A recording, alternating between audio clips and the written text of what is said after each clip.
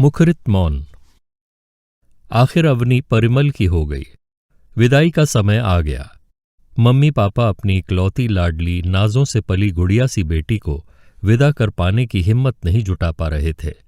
बेटी तो आती रहेगी विवाह के बाद भी, पर बेटी पर यह अधिकार बोध शायद तब न रहेगा। ये एक प्राचीन मान्यता है, अधिकार तो बेटे पर विवाह के बाद बेटी से भी कम हो जाता है, पर बोध कम नहीं होता शायद। उसी सूत्र को पकड़कर बेटी के माता पिता की आंखें विदाई के समय आज भी भीग जाती हैं। हृदय आज भी तड़प उठता है इस आशंका से कि बेटी ससुराल में दुख पाएगी या सुख। सोचकर वे अंदर ही अंदर डूबते उतराते रहते हैं। हालांकि आज के समय में ये पता नहीं रहता कि वास्तव में दुख कौन पा सकता है, बेटी या ससुराल वाले। अरमान किसके चूर चूर हो सकते हैं दोनों में से, उम्मीदें किसकी ध्वस्त हो सकती हैं। विदाई के बाद भरी आंखों से अवनी कार में बैठी सड़क पर पीछे छूटती वस्तुओं को देख रही थी। इन वस्तुओं की तरह ही जीवन का एक अध्याय भी पीछे छूट गया था और कल से एक नया अध्याय जुड़ने वाला था जिंदगी की किताब में, जिसे उसे पढ़ना था। लेकिन पता नहीं अध्याय कितना सरल या कठिन हो। मम्मी, मैं परिमल को पसंद करती हूं और उसी से शादी करूंगी। घर में उठती रिश्ते की बातों से घबराकर अवनी ने कुछ घबराते लरजते शब्दों में मां को सच्चाई से अवगत कराया। परिमल? पर बेटा, वो गैर बिरादरी का लड़का, पूरी तरह शाकाहारी, वह नौकरी पेशा परिवार है उनका, उससे क्या फर्क पड़ता है मम्मी? लेकिन परिमल की नौकरी भी वहीं पर है। तुझे हमेशा ससुराल में ही रहना पड़ेगा, ये सोचा तूने? तो क्या हुआ, आप अपने जानने वाले व्यावसायिक घरों में भी मेरा विवाह करोगे तो क्या साथ में रहना नहीं पड़ेगा? वहां भी रह लूंगी। है ही कौन घर में, माता पिता ही तो हैं। बहन की शादी तो पहले ही हो चुकी है। व्यावसायिक घर में तेरी शादी होगी तो रुपए पैसे की कमी नहीं होगी। कई समस्याओं का समाधान आर्थिक मजबूती कर देती है। मानसी शंका जाहिर करती हुई बोली। ओहो मम्मी, इतना मत सोचो। अक्सर हम जितना सोचते हैं उतना कुछ होता नहीं है। मैं और परिमल दोनों की अच्छी नौकरियां हैं। मुझे खुद पर पूरा भरोसा है, निबट लूंगी सब बातों से। आप तो बस पापा को मनाओ, क्योंकि मैं परिमल के अलावा किसी दूसरे से विवाह नहीं करूंगी। अवनी के तर्क वितर्क से मानसी निरुत्तर हो गई थी। आजकल के बच्चे कुछ कहें तो माता पिता के होठों पर हां के सिवा कुछ नहीं होना चाहिए। यही आधुनिक जीवन शैली व विचारधारा का पहला दस्तूर है। अवनी के माता पिता ने भी सहर्ष हां बोल दी। दोनों पक्षों की सफल वार्ता के बाद अवनी व परिमल विवाह सूत्र में बंध गए थे। बारात विदा होने से पूर्व ही बारातियों की एक कार अपने गंतव्य की तरफ चल दी थी, जिनमें परिमल की मम्मी भी थीं, ताकि वे जल्दी पहुंचकर बहू के स्वागत की तैयारियां कर सकें।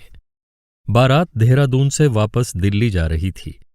बारात जब घर पहुंची तो नई नवेली बहू के स्वागत में सबके पलक पावड़े बिछ गए। द्वाराचार की थोड़ी बहुत रस्मों के बाद गृह प्रवेश हो गया। पंडित जी भी अपनी दक्षिणा पाकर दुम दबाकर भागे और घर पर इंतजार करते बैंड वाले भी अपना कर्तव्य पालन कर भाग खड़े हुए। बारात के दिल्ली पहुंचते पहुंचते रात के 8 बज गए थे। खाना तैयार था। अधिकांश बाराती तो रास्ते से ही इधर उधर हो लिए थे। निकट रिश्तेदार जिन्होंने घर तक आने की जरूरत महसूस की थी, वे भी खाना खाकर जाने को उद्वत हो गए। परिमल की मां सुजाता ने सबको भेंट वगैरह देकर रुखसत कर दिया। घर में अब सुजाता, सरस, बेटी दामाद, दूल्हा दुल्हन रह गए थे। दामाद की नौकरी तो दूसरे शहर में थी, पर घर स्थानीय था, इसलिए बेटी दामाद भी अपने घर चले गए। परिमल, तुमने भी होटल का कमरा बुक किया हुआ है, तुम भी निकल जाओ। तुम्हारे दोस्त तुम्हें छोड़ देंगे और ड्राइवर तुम्हारे दोस्तों को घर छोड़ता हुआ चला जाएगा। काफी देर हो रही है, आराम करो, सरस बोले। परिमल बहुत थका हुआ था। इतने थके हुए थे दोनों कि उनका होटल जाने का भी मन नहीं हो रहा था। यहीं सो जाते हैं पापा, मेरा कमरा खाली ही तो है, घर में तो कोई मेहमान भी नहीं है। सुजाता चौंक गई। मन ही मन सोचा, नई बहू क्या सोचेगी। नहीं नहीं, तुम्हारा कमरा तो बहुत अस्त व्यस्त है, आज तो होटल चले जाओ, कल सब कुछ व्यवस्थित कर दूंगी, सुजाता बोलीं। परिमल दुविधा में सोफे पर बैठा ही रहा और साथ में अवनी भी। थकान के मारे आंखें मूंद रही थीं। मायके की बात होती तो सारा तामझाम उतारकर शॉर्ट्स और टी शर्ट पहनकर फुल एसी पंखा खोलकर चित्त सो जाती, लेकिन यहां ऐसा कुछ नहीं कर सकती थी, इसलिए चुप बैठी रही। जाओ परिमल, ड्राइवर इंतजार कर रहा है। चलो अवनी। थके मांदे अवनी व परिमल क्लांत शरीर को धकेलकर कार में बैठ गए। अवनी का दिल कर रहा था पीछे सिर टिकाए और सो जाए। शादी से पहले उसके पापा ने उसकी मम्मी से कहा था कि अवनी व परिमल का देहरादून से दिल्ली की फ्लाइट का टिकट करवा देते हैं। रोड की 7-8 घंटे की जर्नी इन्हें थका देगी, लेकिन भारतीय संस्कार आड़े आ गए, इसलिए मानसी बोली, शादी के बाद अवनी उनकी बहू है, वे उसे ट्रेन से ले जाएं, कार से ले जाएं, बैलगाड़ी से ले जाएं या फिर फ्लाइट से, हमें बोलने का कोई हक नहीं। सुनकर अवनी मन ही मन मुस्कुरा दी थी। वाह भई भारतीय परंपरा। सड़क मार्ग से यात्रा करने में मेरी तबीयत खराब होती है, इसलिए मुझे उल्टी की दवाई खाकर जाना पड़ेगा, लेकिन बेटी को चाहे कितनी भी उच्च शिक्षा दे दो और वो कितने ही बड़े पद पर कार्यरत क्यों न हो, एक ही रात में उसके मालिकों की अदला बदली कैसे हो जाती है, उस पर अधिकार कैसे बदल जाते हैं। उसकी खुद की भी कोई मर्जी है, खुद की भी कोई तकलीफ है, खुद का भी कोई निर्णय है, इसके विषय में कोई भी जानना नहीं चाह रहा। लेकिन उसकी शादी होने जा रही थी। वो बमुश्किल 1 महीने की छुट्टी ले पाई थी, 20 दिन विवाह से पहले और 10 दिन बाद के। लेकिन उन 10 दिनों की भी कशमकश थी। उसे ससुराल में शादी के बाद की कुछ जरूरी रस्मों में भी शामिल होना था और हनीमून ट्रिप पर भी जाना था। बहुत टाइट शेड्यूल था। शादी से पहले की छुट्टियां भी जरूरी थीं। उसे शादी की तैयारियों के लिए भी समय नहीं मिल पा रहा था। ऐसा लग रहा था शादी भी ऑफिस के जरूरी कार्यों की तरह ही निबट रही है। शायद वे दोनों 1 महीने के किसी प्रोजेक्ट को पूरा करने आए हैं। ऊपर से मम्मी के उपदेश सुनते सुनते वो तंग आ गई थी। बहू को ऐसा नहीं करना चाहिए, बहू को वैसा नहीं करना चाहिए, ऐसे रहना वैसे रहना, चिल्लाकर बात नहीं करना, सुबह उठना, ऑफिस से आकर थोड़ी देर सास ससुर के पास बैठना, किचन में जितनी बन पाए मदद जरूर करना। एक दिन सुनते सुनते वो भन्ना आ गई। मम्मी, जब भैया की शादी हुई थी तब भैया को भी यही सब समझाया था। स्त्री पुरुष के समानता का जमाना है, भाभी भी नौकरी करती हैं, भैया को भी सब कुछ वही करना चाहिए जो भाभी करती हैं। मसलन उनके माता पिता, भाई बहन, रिश्तेदारों से अच्छे संबंध रखना, किचन में मदद करना, भाभी से ऊंचे स्वर में बात न करना, ऑफिस से आकर हफ्ते में भाभी के मम्मी पापा से 2-3 बार फोन पर बात करना, सुबह उठकर भाभी के साथ मिलजुल कर काम करना आदि। लड़की को ही ये सब क्यों सिखाया जाता है? उसके बाद मम्मी के निर्देश कुछ बंद हुए। अवनी को मन ही मन मम्मी पर दया आ गई। गलती मम्मी की नहीं, मम्मी की पीढ़ी की है, जो नई पुरानी पीढ़ी के बीच झूल रही है। उच्च शिक्षित हैं, लेकिन अधिकतर आत्मनिर्भर नहीं रहीं, इसलिए कई तरह के अधिकारों से वंचित भी रहीं। उच्च शिक्षा के कारण गलत सही भले ही समझा हो, नए विचारों को अपनाने का माद्दा भले ही रखती हों, लेकिन गलत को गलत बोलती नहीं है, नए विचारों को अपने आचरण में लाने की हिम्मत नहीं करती। यहां तक कि मम्मी की पीढ़ी की आत्मनिर्भर महिलाएं भी नई पुरानी विचारधारा के बीच झूलती, नई पुरानी परंपराओं के बीच पिसती फुल होम मेकर्स की शायद ये आखिरी पीढ़ी है जो अब समाप्त होने की कगार पर है। कार होटल पहुंच गई और अवनी व परिमल को कमरे तक पहुंचाकर परिमल के दोस्त चले गए। रात के 12 बज रहे थे। कमरे में पहुंचकर दोनों ने चैन की सांस ली। दो प्रेमी पिछले 4 सालों से इस रात का बेसब्री से इंतजार कर रहे थे, लेकिन क्लांत शरीर नींद की आगोश में जाना चाहते थे। इतने थके थे कि बात करने के मूड में भी नहीं थे। शादी की 3 दिनों तक चली परंपरावादी प्रक्रिया ने उन्हें बुरी तरह थका दिया था। ऊपर से देहरादून दिल्ली का भीड़ के कारण 8-9 घंटे का सफर। दोनों उल्टे सीधे कपड़े बदलकर औंधे मुंह सो गए। सुबह देहरादून व दिल्ली के दोनों घरों में सभी देर से उठे, लेकिन 10 बजते बजते सभी उठ गए। बेटी को विदा कर बेटी की माँ आज भी चैन से कहाँ रह पाती है जब तक उसका फोन नहीं आ जाता, चाहे वो लड़के को बचपन से ही क्यों न जानती हो। 12 बज गए। मानसी से रहा न गया। उन्होंने अवनी को फोन मिला दिया। गहरी नींद के सागर में गोते लगा रही अवनी फोन की घंटी सुनकर बमुश्किल जगी। परिमल भी झुंझला गया। स्क्रीन पर मम्मी का नाम देखकर मोबाइल ऑन कर कानों से लगा लिया। कैसी है मेरी अन्नी? सो रही है, मरी नहीं है, अवनी झुंझला कर बोली। इतनी सुबह क्यों फोन किया? मम्मी को बुरा तो लगा, पर बोली, सुबह कहाँ है, 12 बज रहे हैं। कैसी है? अरे कैसी है मतलब? कल 12 बजे तो आई हूं देहरादून से, आज 12 बजे तक क्या हो जाएगा मुझे? हमेशा ही तो आती हूं नौकरी पर, छुट्टियों के बाद, तब तो आप फोन नहीं करती। आज ऐसी क्या खास बात हो गई? कल मैसेज कर तो दिया था पहुंचने का।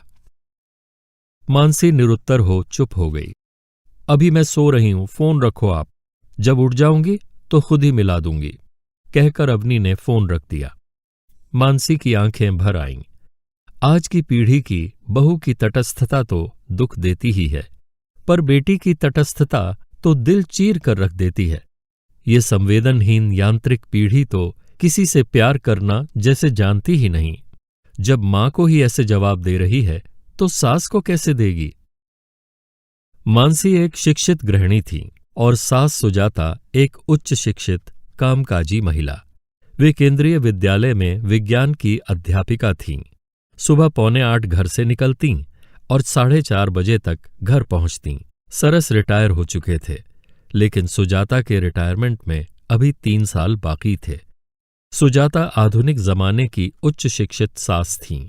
कभी कार कभी स्कूटी चलाकर स्कूल जातीं, लैपटॉप पर उंगलियां चलातीं और जब किचन में हर तरह का खाना बनातीं, कामवाली के न आने पर बर्तन धोतीं, झाड़ू पोछा करतीं, तो उनके ये सब गुण पता भी न चलते।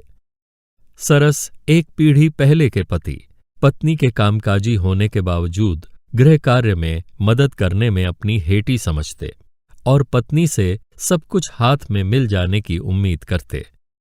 सुजाता सिर्फ शारीरिक रूप से ही नहीं, मानसिक रूप से भी व्यस्त थीं। नौकरी की व्यस्तता के कारण उनका ध्यान दूसरी कई फालतू बातों की तरफ नहीं जाने पाता था। दूसरा, सोचने का आयाम बहुत बड़ा था। कई बातें उनकी सोच में रुकती ही नहीं थीं, इधर से शुरू होकर उधर गुजर जाती थीं। 2 बज गए थे। लंच का समय हो गया था। बच्चे अभी होटल से नहीं आए थे। सरस ने 1-2 बार फोन करने की पेशकश की, पर सुजाता ने सख्ती से मना कर दिया। खाना इतना जरूरी काम नहीं था, बल्कि उन्हें इस समय फोन करके डिस्टर्ब करना गलत काम था। तुम्हें भूख लग रही है सरस, तो हम खाना खा लेते हैं। नहीं, बच्चों के इंतजार कर लेते हैं। बच्चे तो अब यहीं रहेंगे, थोड़ी देर और देखते हैं और फिर खा लेते हैं। न उन्हें बांधो न खुद बंधो, वो आएंगे तो उनके साथ कुछ मीठा खा लेंगे। सुजाता के जोर देने पर थोड़ी देर बाद सुजाता व सरस ने खाना खा लिया। बच्चे 4 बजे के करीब आए। वे सोकर ही 2 बजे उठे थे। उनके आने से घर में चहल पहल हो गई। सरस और सुजाता को लगा बिन मौसम बहार आ गई। सुजाता ने उनका कमरा व्यवस्थित कर दिया था। बच्चों का भी होटल जाने का कोई मूड नहीं था।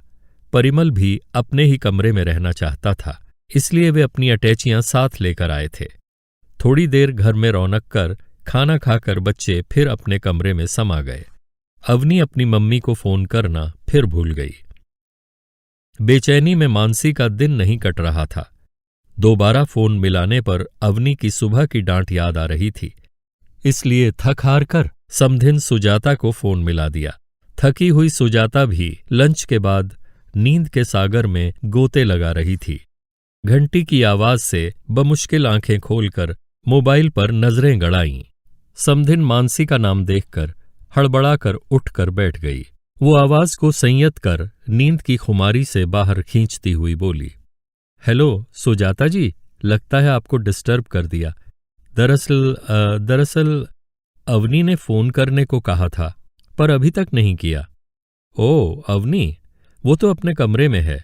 बच्चे 4 बजे आए होटल से, खाना खाकर कमरे में चले गए हैं। फोन करना भूल गई होगी शायद। जब बाहर आएगी तो मैं याद दिला दूंगी। हाँ जी। बेटी की सुबह की डांट से क्षुब्ध मानसी सुजाता से भी संभल कर वह मध्यम आवाज में बात कर रही थी। सुजाता का हृदय द्रवित हो गया। बेटी की मां ऐसी ही होती है। बेटी की याद आ रही है? वे स्नेह से बोलीं। हाँ, आ तो रही है। मानसी की आवाज भावनाओं के दबाव से नम हो गई। पर ये आजकल के बच्चे माता पिता की भावनाओं को समझते कहाँ हैं? सुबह की घटना से व्यथित मानसी बोल पड़ी। नहीं नहीं, ऐसी बात नहीं। दरअसल बच्चों के जीवन में उलझने के लिए बहुत कुछ है, और माता पिता के जीवन में सिर्फ बच्चे, इसलिए ऐसा लगता है। अवनी बहुत प्यारी बच्ची है, लेकिन अभी नई नई शादी है ना, इसलिए आप चिंता मत कीजिए। वो आपकी लाडली बेटी है तो हमारे घर की भी संजीवनी है। बाहर आएगी तो मैं बात करने के लिए कह दूंगी। ठीक है, कहकर मानसी ने फोन रख दिया। सुजाता की नींद तो मानसी के फोन से उड़ गई थी। सरस भी आवाज से उठ गए थे, इसलिए वो उठकर मुंह हाथ धोकर चाय बनाकर ले आई। बच्चे दूसरे दिन हनीमून पर निकल गए। वापस आए तो कुछ दिन अवनी के घर देहरादून चले गए। इस बीच सुजाता की छुट्टियां खत्म हो गईं। बच्चे वापस आए तो उनकी भी छुट्टियां खत्म हो गई थीं। दोनों के ऑफिस शुरू हो गए और दोनों अपनी दिनचर्या में व्यस्त हो गए।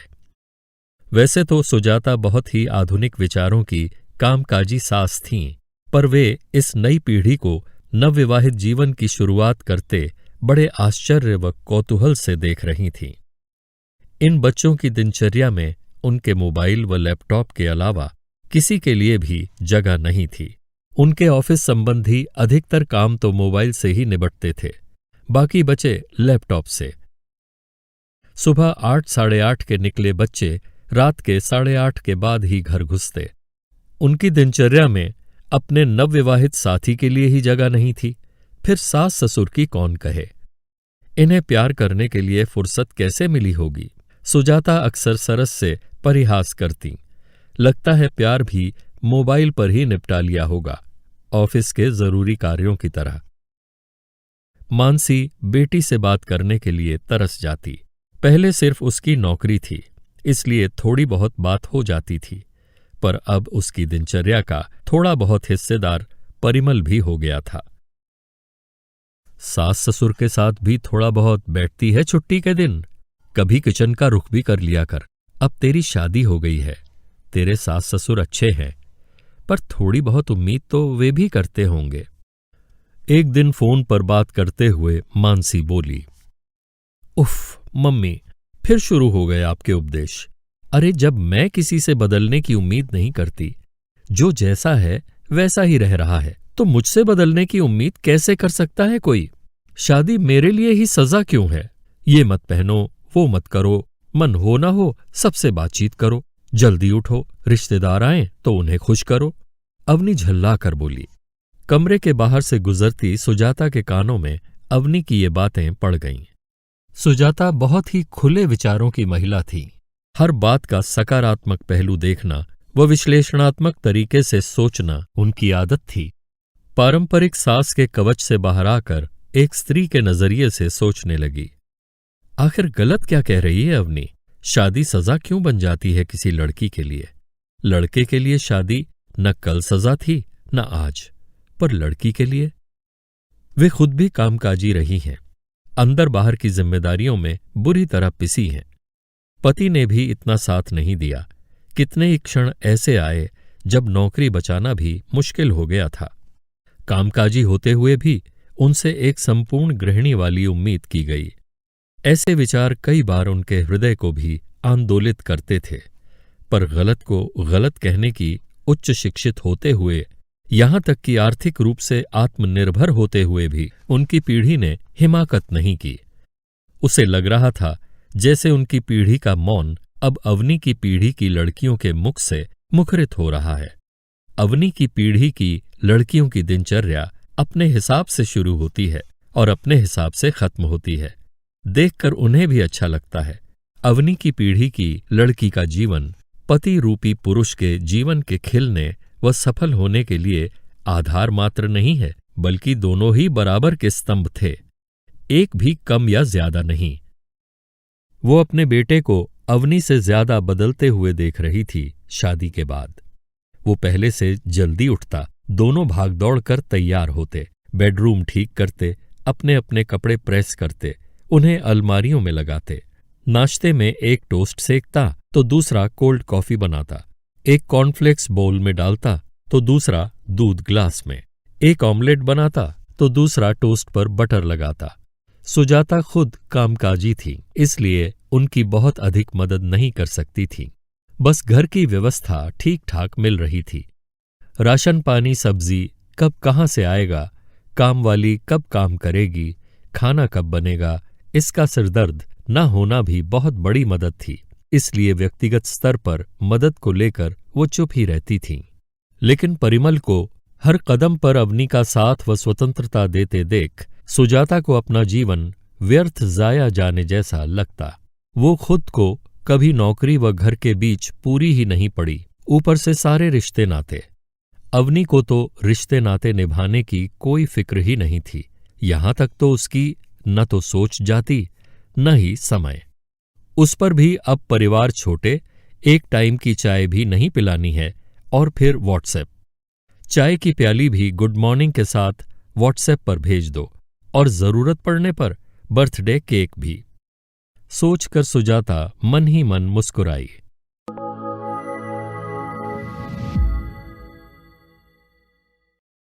अवनी की पीढ़ी की लड़कियों ने जैसे एक युद्ध छेड़ रखा है, वर्षों से चली आ रही नारी की पारंपरिक छवि के विरुद्ध। सुजाता सोचती, भले ही कितना कोस लो आजकल की लड़कियों को, सच तो ये है कि सही मायनों में अपना जीवन जी रही हैं।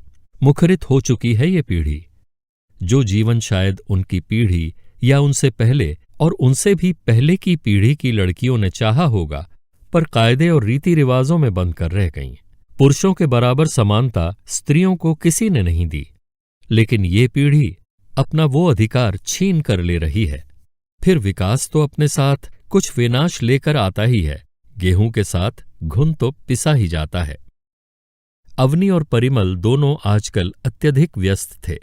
रात में भी देर से लौट रहे थे, वर्कलोड बहुत था, दोनों के रिव्यू होने वाले थे। घर आकर दोनों जैसा तैसा खाकर दो चार बातें करके औंधे मुंह सो जाते। छुट्टी के दिन भी दोनों लैपटॉप पर आंखें गड़ाए रहते। मानसी की बेचैनी सीमा पार कर रही थी। उसमें सुजाता जैसा धैर्य नहीं था, न ही वो सुजाता की तरह व्यस्त थी। इसलिए नई पीढ़ी की अपनी बहू के क्रियाकलापों को भी सहजता से नहीं ले पाती और अपनी भड़ास निकालने के लिए बेटी के कान भी उपलब्ध नहीं थे। मां के दुख दर्द सुनना अवनी की पीढ़ी की लड़कियों की न आदत है न फुर्सत, पर बेटी से मोह कम कर बहू से मोह बढ़ाना मानसी जैसी महिलाओं को भी नहीं आता। यदि अवनी ससुराल में न रहकर कहीं अलग रह रही होती तो मानसी अब तक आ धमकती, पर नए नए समधियाने में जाकर रहने में पुराने संस्कार थोड़े आड़े आ ही जाते थे। बेटी तो दो चार बातें करके फोन रख देती, पर जब तब सुजाता से बात कर वो अपनी भड़ास निकाल देती। उनका इस कदर पुत्री मोह देखकर सुजाता को अजीब तरह का अपराध बोध सालने लगता, जैसे उनकी बेटी को उनसे अलग करके उसने कोई गुनाह कर दिया हो। उन्हें कभी मानसी की फोन पर कही अजीबोगरीब बातों से चिड़चिड़ाहट होती तो कभी खुद भी एक बेटी की मां होने के नाते द्रवित हो जाती। बेटी से प्यार तो सुजाता को भी बहुत था, पर उनकी व्यस्तता उन्हें प्यार जताने तक का समय नहीं देती। मोह की कौन कहे, पर मानसी की हालत देखकर उन्हें लगता कि सच ही कहते हैं, खाली दिमाग शैतान का घर। हर इंसान को कहीं न कहीं व्यस्त रहना ही चाहिए। नौकरी ही जरूरी नहीं है, और भी कई तरीके हैं व्यस्त रहने के। उसका दिल करता किसी दिन इत्मीनान से समझाए मानसी को कि बच्चों से मोह अब कुछ कम करे और खुद की जिंदगी से प्यार करे। अभी 55-56 की उम्र होगी उनकी। इतनी अधिक उम्र नहीं है ये, बहुत कुछ है जिंदगी में करने के लिए अभी। हर समय बेटी बेटी करके उसके मोह में फंसकर वो खुद की भी जिंदगी बोझ बना रही है और साथ ही बेटी की जिंदगी में भी उलझन पैदा कर रही है। अवनी की पीढ़ी की लड़कियों की जिंदगी व्यस्तता भरी है। इस पीढ़ी को कहाँ फुर्सत है कि वो माता पिता या सास ससुर के भावनात्मक पक्ष को इतनी अंदर तक महसूस करे, लेकिन समझा ना पाती। रिश्ता ही ऐसा था। इसी बीच कंपनी ने अवनी को 15 दिन की ट्रेनिंग के लिए चेन्नई भेज दिया। अवनी जाने की तैयारी करने लगी। घर में किसी के मन में दूसरा विचार ही ना आया। एक आत्मनिर्भर लड़की को ऑफिस के काम से जाना है तो बस जाना है, लेकिन अवनी की मम्मी बेचैन हो गईं। कैसे रहेगी तू वहां अकेली इतने दिन? कभी अकेली रही नहीं तू। दिल्ली में भी तो तू अपनी फ्रेंड के साथ रहती थी, मानसी कह रही थी। सुजाता को मोबाइल की आवाज बाहर तक सुनाई दे रही थी, क्योंकि अवनी ने स्पीकर ऑन किया हुआ था। अकेले का क्या मतलब मम्मी? नौकरी में तो ये सब चलता है। कंपनी मुझे भेज रही है। आप हर समय चिंता में क्यों डूबी रहती हैं? ऐसा करो, आप और पापा कुछ दिनों के लिए कहीं घूम आओ, या ऐसा करो गरीब बच्चों को इकट्ठा करके आप पढ़ाना शुरू कर दो। अवनी भन्नाती हुई बोली। अवनी की बात सुनकर सुजाता की हंसी छूटने को हुई। तू हर समय बात टाल देती है। मैं तुझे अकेले नहीं जाने दे सकती। मैं चलती हूं तेरे साथ। ओफो मम्मी, आपका वश चले तो मुझे वॉशरूम भी अकेले न जाने दो। मेरी शादी हो गई है अब। जब यहां किसी को ऐतराज नहीं तो आप क्यों परेशान हो रही हैं? मेरे साथ जाने की कोई जरूरत नहीं। मां की चिंता तू क्या जाने। जब मां बनेगी तब समझेगी। मानसी की आवाज भर्रा गई। मां अगर इतनी चिंता करती है तो मुझे मां ही नहीं बनना। न रहेगा बांस न बजेगी बांसुरी। मैं फोन ऑफ कर रही हूं। मुझे ऑफिस का जरूरी काम खत्म करना है। अच्छा फोन ऑफ मत कर, जरा मम्मी से बात करा अपनी। अवनी ने फोन सुजाता को पकड़ा दिया। आज मानसी की बातें सुनकर सुजाता का दिल किया कि बुरा ही मान जाए मानसी पर। वे अब चुप नहीं रहेंगी, अपनी बात बोल कर रहेंगी। वे फोन पर बात करते करते अपने कमरे में आकर बैठ गईं। देख रही हैं आप, कैसे रहेगी वहां अकेली? मुझे भी मना कर रही है। अब परिमल से कहिए ना कि छुट्टी लेकर उसके साथ जाए। उनकी बेसिर पैर की बात पर झुंझलाहट हो गई सुजाता को। परिमल को इतनी छुट्टी कहाँ है मानसी जी? और फिर ये तो शुरुआत है। जैसे जैसे नौकरी में समय होता जाएगा ऐसे मौके तो आते रहेंगे। आप चिंता क्यों कर रही हैं? आपने उच्च शिक्षा दी है बेटी को तो कुछ अच्छा करने के लिए ही ना, घर बैठने के लिए तो नहीं। समझदार व आत्मविश्वासी लड़कियां हैं आजकल की। इतनी चिंता करनी छोड़ दीजिए आप भी। कैसी बात कर रही हैं आप? कैसे छोड़ दूं चिंता? आप नहीं करती अपनी बेटी की चिंता? मैं चिंता करती हूं मानसी जी, पर अपनी चिंता बच्चों पर लादती नहीं हूं। सुजाता का दिल किया कि वो अगला वाक्य बोले, और न बेटी की सास को जब तक कुछ ऐसा वैसा बोलकर परेशान करती हूं, पर स्वर को संभाल कर बोली। बच्चों की अपनी जिंदगी है। यदि बच्चे अपनी जिंदगी में खुश हैं तो बस माता पिता को चाहिए कि दर्शक बनकर उनकी खुशी को निहारें और खुद को व्यस्त रखें। आज की पीढ़ी बहुत व्यस्त है।